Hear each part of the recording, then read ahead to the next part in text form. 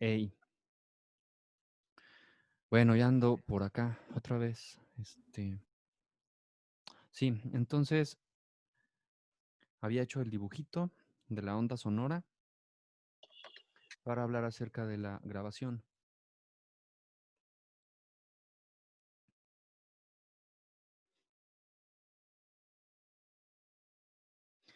Les voy a ir compartiendo pantalla. De todas formas, la clase se está quedando grabada y al rato les publico ahí los enlaces.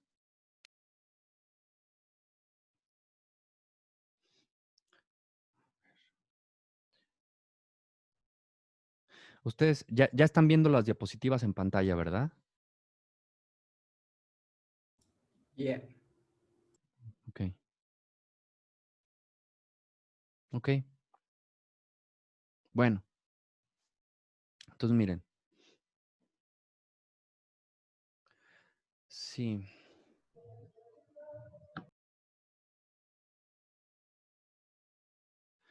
Tenemos la onda sonora.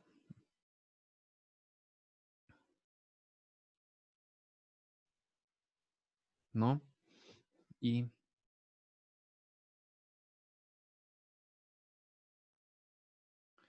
cresta y valle forma un ciclo, otro ciclo, otro, otro y otro, ¿no?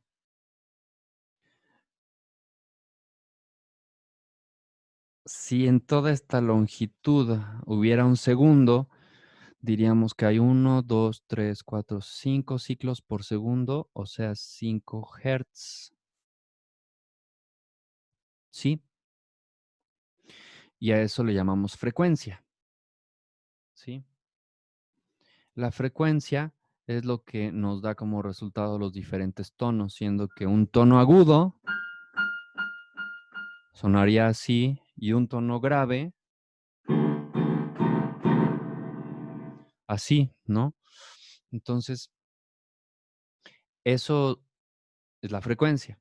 El volumen se mide verticalmente, mientras que la frecuencia horizontalmente. Y el volumen se mide en decibeles, ¿sí? Entonces, esas son las principales unidades de medida del sonido. Hay otras consideraciones como el timbre, ¿no? El timbre que puede variar dependiendo, pues, del instrumento o de la voz, ¿no? Entonces, por ejemplo, pues un piano suena así, mientras que un clavicordio suena así, ¿no? Y así, pues otros instrumentos van a sonar distinto.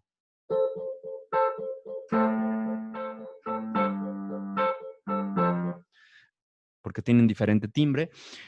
También hay otros fenómenos como resultantes de la propagación de la onda.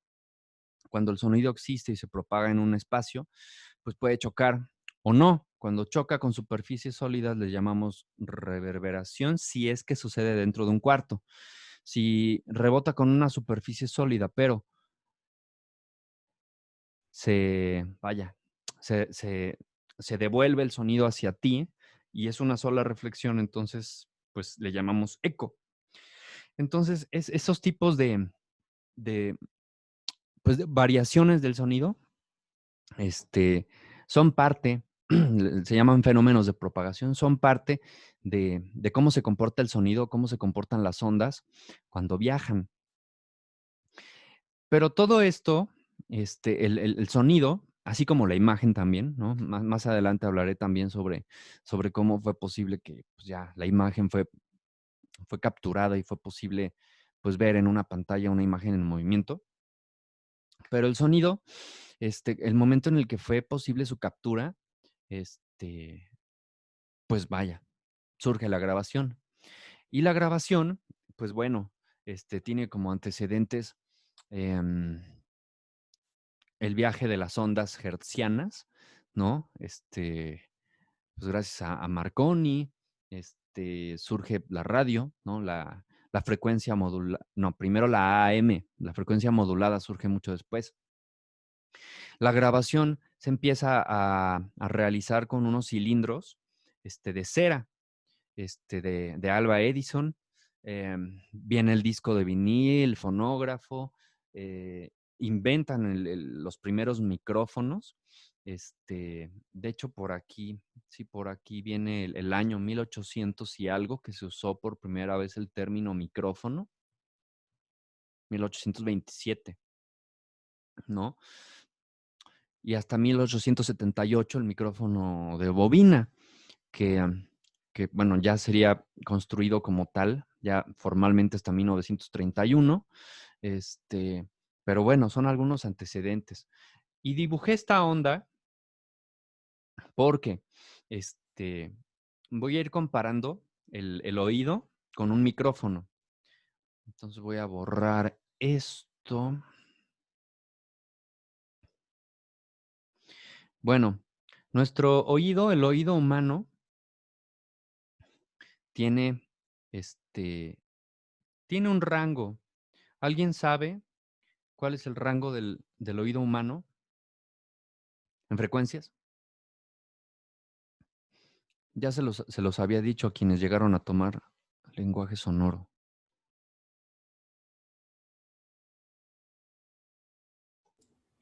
Es más menos 20, ¿no? Kilohertz. Medio te alcancé a escuchar. Creo que estás bien. Ah, que sí, era más menos 20.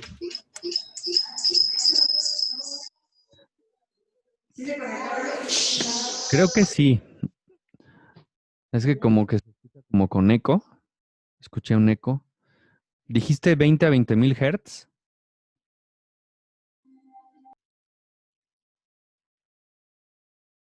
A ver qué escribió. Yes, sí, sí, sí, se hicieron unos estudios. Un fulano llamado Harvey Fletcher, y él trabajaba para la compañía de teléfonos Bell. Y entonces, pues hicieron ahí unos estudios de audición, y gracias a esos estudios se determinó que la audición humana aproximadamente puede variar entre los 16 a los 20 Hz hasta los 16,000 o 20,000. Entonces, pues la grabación, ya más avanzada, porque primero, bueno, les hablé del el gramófono o, bueno, el cilindro de cera. Y de hecho, si buscan en YouTube, todavía por ahí hay una demostración de un equipo así de principios del siglo XX, de cómo se grababa en cera. Después viene el disco de vinil, y ya pasó casi medio siglo para que llegara la cinta, ¿no? Entonces, y hasta pues finales de los 70, principios de los 80, el CD.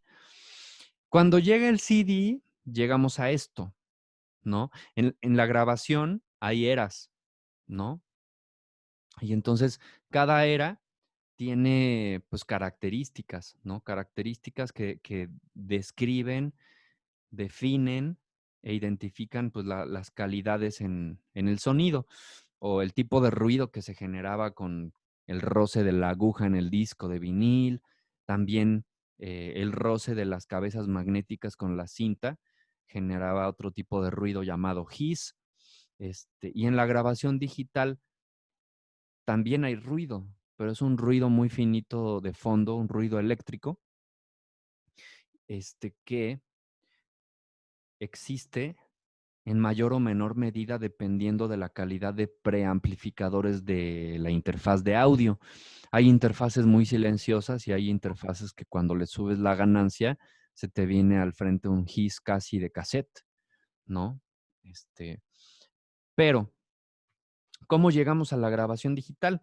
Bueno, primero voy a comparar el oído humano con los micrófonos, con un micrófono. Entonces, vamos a googlear un oído.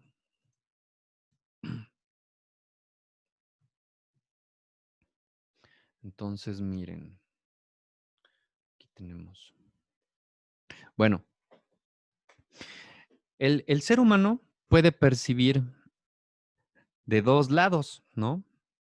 Y gracias a eso podemos tener una sensación espacial de 360 grados.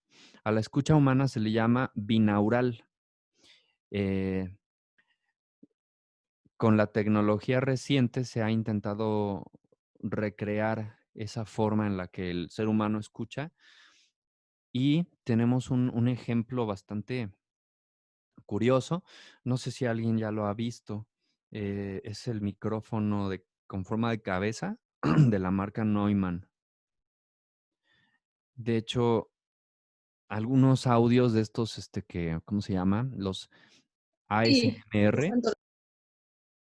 este, pues de los que mejor se pueden capturar con micrófonos es a través de este nada barato aparatito. ¿Alguien me lo quiere regalar para mi cumple? Bueno, con este micrófono puedes grabar y escuchar como pues, acercándonos a la manera en la que los oídos capturan, bueno, registran, porque no capturan, registran el sonido. Escucha binaural. Em, pero si me regreso a la imagen del oído, ¿cómo funciona eso? ¿Cómo funcionamos? El sonido llega a través del conducto auditivo externo, se impacta en esta membrana que es el tímpano y va sufriendo una transformación de energía a través de todas las partecillas de los otros eh, pues órganos internos dentro del micrófono hasta llegar al cerebro ya transformado en señal eléctrica. El último paso es el caracol o la cóclea, que ya lleva la señal al cerebro y transformado en señal eléctrica se pues interpreta, ¿no? Se le da el significado final a través de las neuronas. Bueno, pues un micrófono funciona más o menos de manera similar.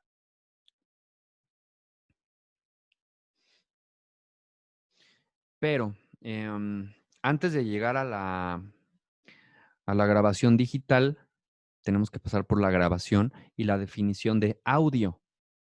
Eh, ahí tenemos a Frank Sinatra grabando con un micrófono Neumann U47.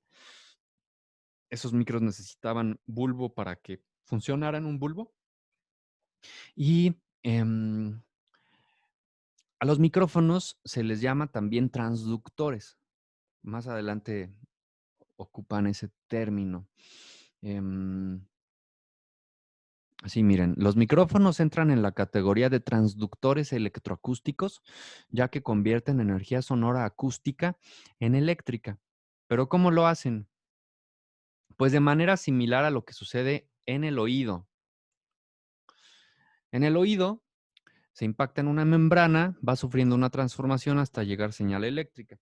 Entonces voy a dejar de compartir para mostrarles aquí unos micrófonos. Voy a abrir la cabeza de un micrófono para que vean por dentro qué es lo que tiene. Pero, ¿en dónde se le daba a dejar de compartir? Ya vi. Ahí ya me ven a mí, ¿no? Bueno, me ven, digamos, más grande. Bueno, tengo acá 3 micrófonos. Uno que es con el que estoy hablando. Tengo aquí este otro, que tanto este como este son micrófonos dinámicos unidireccionales que tienen una membrana constituida por una bobina. Este otro que tengo acá es un condensador, es un AKG C1000. Los 3 micrófonos funcionan, o sea, el mismo principio del tímpano, ¿no? O sea, tienen una membrana en la que se impacta el sonido, pero ¿cómo lo hace, no? Bueno, esa membrana, en cualquiera de estos micrófonos, es un elemento de metal sometido a un campo electromagnético. Solo que en el caso de este y la membrana ese elemento de metal es cobre y se le llama bobina. Esa bobina, que son vueltas y vueltas de cobre, envuelven a un magneto y esa combinación produce que el sonido que se impacta en la membrana sea transformado en una pequeña señal eléctrica. Esa pequeña señal eléctrica, cuando la conectas a una mixer o mezcladora o una interfaz, pero no, interfaz no, porque solo quiero llegar a la grabación análoga, ¿sí? O al audio. Cuando tú conectas un micrófono con el cable XLR, ¿no? Por ejemplo, aquí lo tengo, ¿no? Un cable XLR o Canon, que en un extremo se le llama Canon macho y Canon hembra al otro extremo. Cuando tú lo conectas a la mixer, en la mixer o mezcladora hay dos principales controles de volumen, los faders y las perillas de ganancia.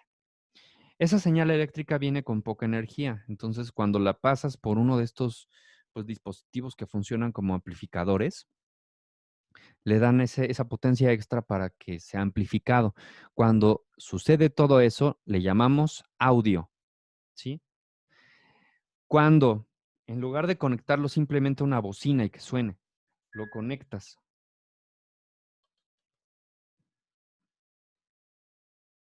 a una interfaz, ¿sí? Ahí vemos sus entradas. Y en la salida lo mandas a la compu con el cable USB. Ahí lo que ya va a suceder va a ser la grabación digital. ¿Y cómo sucede esa grabación digital? Bueno, ahí les voy a volver a compartir la imagen en pantalla. Bueno,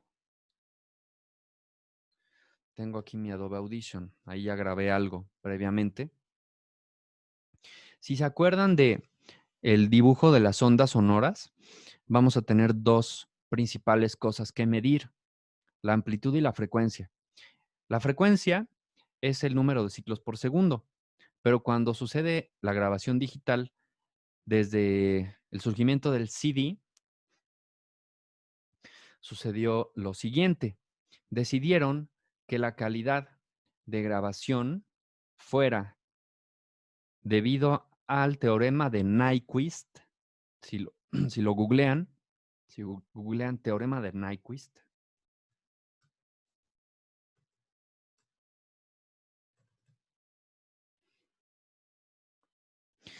el teorema de Nyquist nos dice que para poder digitalizar una señal analógica y transmitirla por un medio eléctrico a grandes distancias y poder recuperarla en el extremo distante con la máxima fidelidad posible, se requiere que la señal analógica sea muestreada al menos 2 veces de su frecuencia máxima.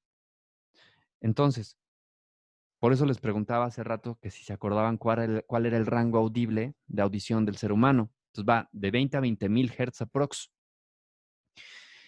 Atendiendo a lo que dice el teorema de Nyquist, se muestrea el doble, o sea, 40,000, pero 40,000 y un piquito. Entonces, cuando surge el CD, se decide muestrear a... Tengo un CD. No sé, yo preparé todo, ¿no? Se decide muestrear a más del doble, o sea, 44,100 Hz.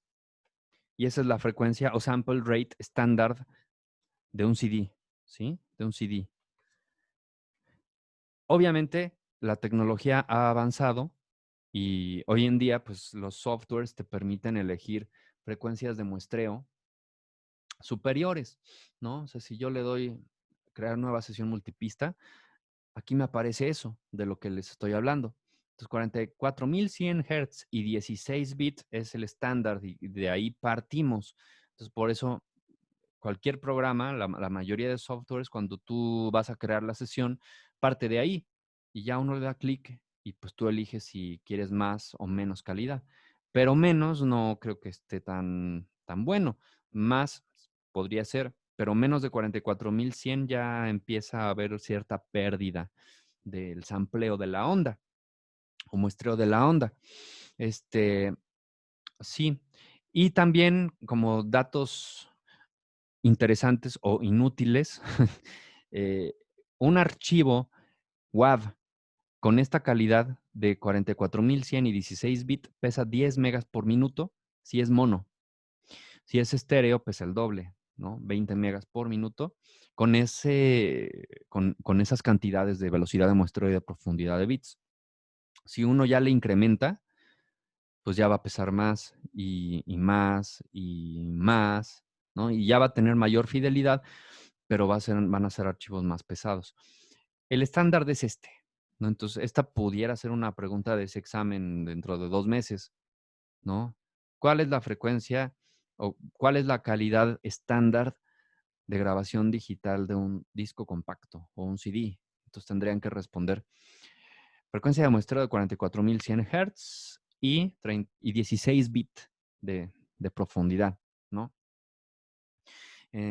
Entonces, bueno, eso, si lo vemos acá con un mega zoom, vamos a poder ver los muestreos. Cada puntito representa una de esas 44,100 muestras, ¿sí? Y de hecho aquí le di clic para ponerlo en muestras y no en segundos. Entonces, cuando lo ponen en muestras, lo que están viendo en realidad, bueno, el conteo de su numerador, lo que corre, son el número de puntitos, que son como las fotos que, que el software le tomó a, a la grabación, ¿no? Y esto es la grabación digital, ¿sí? Miren. Es que me dejaron de escuchar, pero ahí estoy grabando y solo era para ejemplificar. Es que me dejaron de escuchar, pero ahí. Entonces lo que corre son los samples, son las muestras. Y eso es la grabación digital. ¿Qué ocurre? Ya cuando pones entre el micrófono y la computadora, pues esa interfaz que es la que va a convertir el sonido a, a bits, ¿no? Entonces, bueno, voy a hablar de micrófonos. Hay gran variedad de micrófonos dependiendo de la fuente que uno va a grabar o de la situación en la que se va a usar el micrófono, ¿no? O sea, por ejemplo, este micrófono es pues muy usado en vivo, ¿no? Y es muy resistente. Este micrófono, que es un SM57, es usado para grabar fuentes con bastante volumen, como tarolas de batería, amplificadores, una trompeta, porque tiene un corte de decibeles. Este micrófono que es de condensador es usado pues, para grabar voz, para grabar los platillos de una batería, puedes grabar guitarras, puedes grabar incluso tal vez un paisaje sonoro porque su patrón polar, ahorita les explico qué son los patrones polares. El patrón polar es la manera en la que un micrófono capta y hay gráficas que, pues bueno, están dibujadas, pensadas como si fuera, bueno, tridimensional la captura del micrófono y de hecho sí, ¿no? Entonces miren, aquí hay unas fotos de unos micrófonos. Aquí me faltó poner fotos de micrófonos de boom y de lavalier, pero esos los vamos a ver más adelante cuando lleguemos a la parte de sonido directo. Eh, Vienen algunos modelos, vienen algunas características, pero ya que lleguemos a la parte de sonido directo, ¿no? Entonces aquí, bueno, vemos el 57, que es este que tengo en la mano. Vemos este que también, que es con el que estoy grabando, el Shure SM58. Pues está muy bonito y es un micrófono legendario que se usaba, y todavía hay, que se usaba más pues, en los 50, que sea flotante en 32 bits. Pues flotante, la verdad es que no sé por qué se llame flotante, pero 32 bits pues significa que va a ocupar más espacio en el disco duro y que la calidad va a ser mayor. Que puedes tener también, eso sí lo sé, cuando le pones al máximo los bits, la profundidad de bits, puedes lograr mezclas más estridentes, con más volumen. Hay una relación, eso sí, lo tengo aquí en un libro de Pro Tools. Viene ahí una tablita eh, de volúmenes que puedes lograr con diferentes profundidades de bits. Si la mezcla es de 16 bits, el volumen va a ser ligeramente menor a que si es de 24 y a que si es de 32. Eso por lo menos sí te lo puedo comentar. Flotante es lo que no sé por qué, pero a mayor cantidad de bits, mayor amplitud puedes lograr en mezclas. Sobre todo yo creo que en la masterización. Espero, aunque sea, te haya ayudado esa respuesta. Bueno, Super 55. Ok. Sí, de todas formas, recuérdame y busco esa tabla. Le tomo una foto y se las comparto. Porque sí, esa tablita está interesante. Bueno, el Super 55 es un micrófono también dentro del tipo de micrófonos unidireccionales. Unidireccional significa que va a captar bien la fuente que viene de enfrente. Si yo le hablo, voy a hacer la prueba. Ahorita estoy hablando más o menos, o sea, como de ladito, ¿no? Lo ideal sería que estuviera de frente a mí, que yo esté hablando de frente al micrófono, porque estos micrófonos, ahorita que adelante la diapositiva y veamos sus gráficas de patrón polar, vamos a ver que están diseñados para captar hacia el frente, pero no hacia atrás o hacia un lado, porque, por ejemplo, si yo sigo hablando así, pues seguramente no me escuchan tan bien o de la misma manera como me escuchaban si yo les hablo de frente. ¿Cómo varía? ¿Cómo varía si yo les hablo de acá o acá? ¿Cambia mucho? ¿Cambia poco? ¿Cómo escuchan mejor? Cuéntenme, ¿cómo me escuchan por allá? Dependiendo de donde yo comienzo a hablar y si me muevo en el micrófono. A ver, leo que escribieron. Cambia, ¿verdad? ¿Cómo podrías describir lo que escuchas? O sea, por ejemplo, acá. ¿Cómo se escucha mi voz si te hablo desde ahí, desde este ángulo? Ok. Si hablo aquí mero de frente, hey, hey, hola, María Guadalupe Hernández La Bastida y Jesús Tepal Pérez. Hey, hey, hola, hola. Bueno, supongo que mejora, ¿no? Si hablo de frente. Ok. Miren, esa es una de las pocas ventajas de la clase a distancia y que, o sea, pues hay ventajas y desventajas. Les puedo mostrar este tipo de ejemplos de cómo se escucha, pues un micrófono, ¿no? Y dependiendo del ángulo. Entonces, en la microfonía es vital el ángulo, el posicionamiento del micrófono en la fuente, ¿no? Porque, pues sí, por esto, miren, ya me estoy saltando para que vean. Esa grafiquita me indica la manera en la que un micrófono de este tipo, unidireccional y con patrón cardioide, capta el sonido. Aquí adelante vemos mejor. Entonces, pues sí, si yo le hablo por acá, no me va a capturar tan bien. Perdón, estaba en el omnidireccional. El omni sí capta mejor porque el omni significa que capta en 360 grados, pero un cardioide como este 58 no capta todo en todo su diámetro esférico, ¿no? Sino toda esta circunferencia en 3D.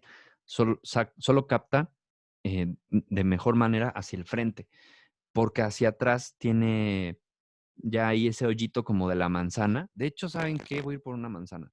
Espérenme, porque Con estos ejemplos se les va a quedar mejor.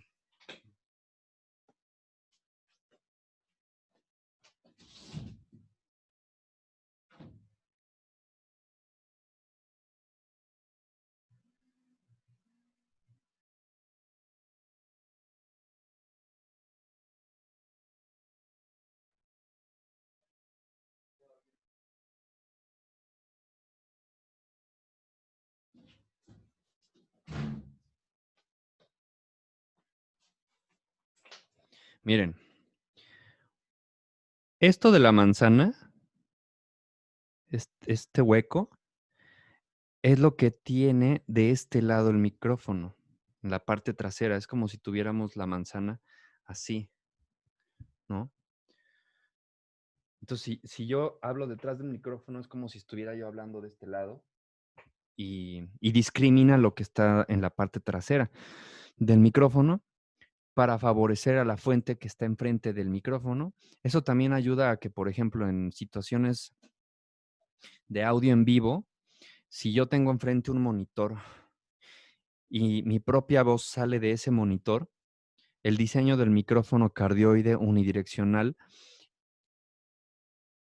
evita un poco que suceda el feedback o la retroalimentación y por eso, pues su diseño sirve mejor en esas circunstancias. Tenemos variaciones de los micrófonos cardioides. Hay micrófonos supercardioides e hipercardioides y pues su gráfica varía un poquito, como que tiene mayor área de captación. En el caso del supercardioide, un poquito aquí atrás, ¿sí? Este, entonces, bueno, hay otros tipos de micrófonos, este, pero me regreso a esta diapositiva para terminarles de contar qué onda con estos otros dibujos. Digo, no creo que vayan a usar muchos de estos porque no son tan comunes, pero en el mundo sobre todo, pues sí, del sonido para televisión o del sonido para radio. Para radio, por ejemplo, este que está acá es de la marca Electro Voice, el modelo es RE20 y son los que tienen en las cabinas de Radio WAP, estos, ¿sí? Es igual, es un micrófono cardioide, este, unidireccional, pero tiene un sonido muy bonito, es como más cálido. No todos los micrófonos obviamente suenan igual. La idea de todos, o la mayoría, bueno, es pues, sí tener una captación con muy buena fidelidad, pero varían porque algunos tienen una curva de ecualización en la que cortan ciertos graves, otros tienen un corte de decibeles, otros pues tienen o le agregan armónicos un poquito a la voz, por ejemplo porque pasa por un bulbo, otros son más digitales, otros son más calientitos, ¿no? Entonces, bueno, además de servir para locución, también puede servir para grabar un bombo de una batería, puede servir para grabar a un cantante. De hecho, si ven, si buscamos, chéquense cómo, ¿dónde está? El RE20.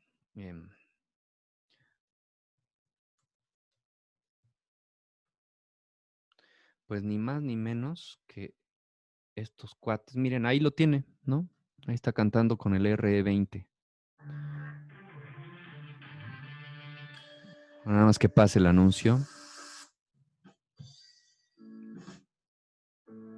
Ujú. Ahí está, miren. Ni más ni menos que el Electro Voice RE20, ¿no? Bueno. El AKG 414 también es bastante bueno. Y sí lo voy a abrir porque aquí, dándole un super zoom, vemos los patrones polares. Miren, hay varios micrófonos de condensador que te permiten esta posibilidad de moviéndole el switch, volverlo omnidireccional o estas tres variaciones de cardioide. ¿no? Este, por ejemplo, es un supercardioide, es la figura de un supercardioide. Y la figura 8 significa que el micrófono va a captar por una y otra cara. Y esa figura 8 se vería así. Miren.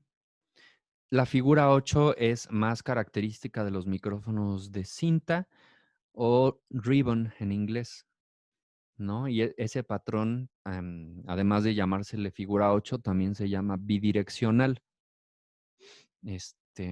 Ajá. Entonces, bueno, fui salteando así como un poco en desorden, discúlpenme, pero estos son los tres tipos de micrófonos, ¿no? O sea, me salté y me clavé ahí en micrófonos de bobina, luego, en fin. Los de bobina son estos, ¿no? Shure SM58, el 57, el E835 de Sennheiser. Hay muchísimos modelos de este tipo, ¿no? Diferentes marcas. Este, los micrófonos lavalier, por ejemplo, que usamos en entrevistas, en reportajes, en documentales, y que van escondidos, son también de bobina y son unidireccionales. También eso creo que está bueno que, o sea, que lo sepan. ¿Qué micrófono es recomendable usar en una entrevista, o sea, en una locación en donde no quieres que se escuche el perro que pasó o sopló el viento? Y bueno, para el viento también hay accesorios. Si vas a usar un boom, pues le pones el Zeppelin y el peluchito para que el aire no se impacte directamente en la cápsula o membrana del micrófono. Y eso es lo que, si uno no tiene el cuidado, pues se va a escuchar la voz y un... Y pues eso va a ser un relajo en la post, ¿no? Pero si lo que quieres es captar fuentes cercanas discriminando el entorno, un micrófono unidireccional de bobina es lo que debes usar, ¿sí? Eh, para captar ambientes, paisajes sonoros, em, am- eh, ¿qué más? Ambientes, paisajes sonoros, folies, los micrófonos de condensador. Oh, qué buena pregunta.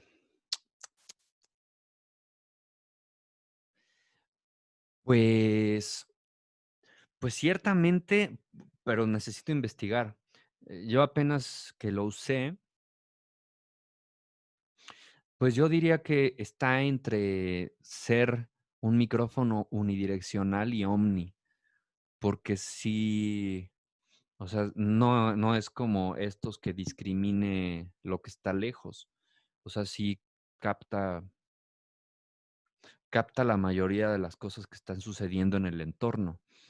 Pero sí tendría que investigar qué tipo, o sea, qué tipo de patrón polar tiene un micrófono. Eso déjamelo de tarea, Rebeca Díaz, o lo buscamos de una vez. Pero yo considero que está entre omni y unidireccional. Chin, ya se va a cerrar otra vez esta sesión, es lo malo y engorroso del Zoom. Pero, pues la verdad sí quiero hacer otra última sesión para terminar de explicar esto, aunque sea otros 20 minutos, y, y pues ya nos vamos.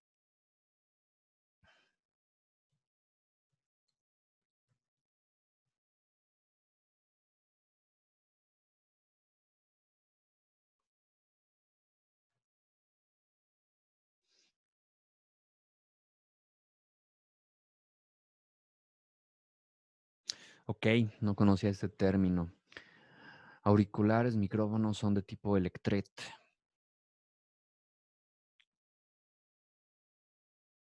Ah, ok. Si es de solapa, es similar al micrófono, lavalier.